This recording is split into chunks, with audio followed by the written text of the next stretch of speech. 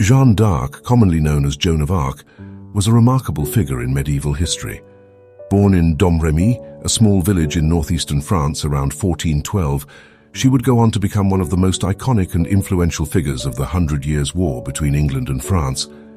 Her life and actions were marked by extraordinary courage, religious fervor, and a sense of divine mission. Jeanne was born into a peasant family during a tumultuous time in French history.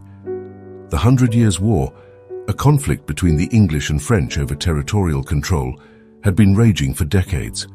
France was divided into factions, and the English, led by King Henry V, had gained considerable territory in northern France. At the age of 13, Jeanne began to experience a series of visions and voices which she believed came from the saints and angels. The most prominent voice belonged to Saint Michael, who urged her to support Charles VII, the Dauphin of France, and help him reclaim his rightful throne. The visions convinced her that she had a divine mission to aid Charles and expel the English from France.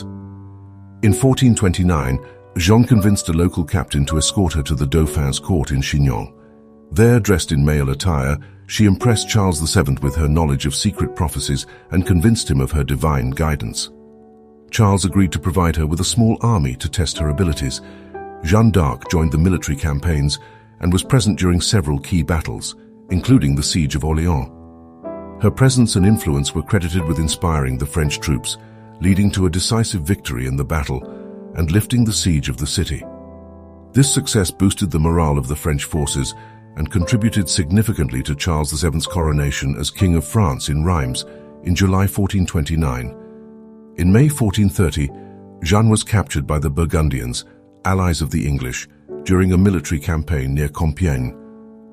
The Burgundians sold her to the English, who hoped to discredit her and undermine Charles VII's claim to the throne. She was put on trial on charges of heresy, witchcraft, and dressing in male attire. During her trial, Jeanne displayed intelligence and eloquence, defending her actions as being in accordance with God's will. Despite her spirited defense, Jeanne d'Arc was declared guilty and sentenced to death. On May 30, 1431, at the age of 19, she was burned at the stake in Rouen, France. Her execution was a politically motivated act by the English, who feared her influence and wanted to discredit her reputation as a holy and divinely guided figure. After her death, the public opinion about Jeanne d'Arc shifted significantly. Many saw her as a martyr and a symbol of French resistance against English oppression. Over the years, her reputation was rehabilitated, and she was posthumously declared innocent of all charges. In 1456, the Catholic Church conducted a retrial, which confirmed her innocence and martyrdom.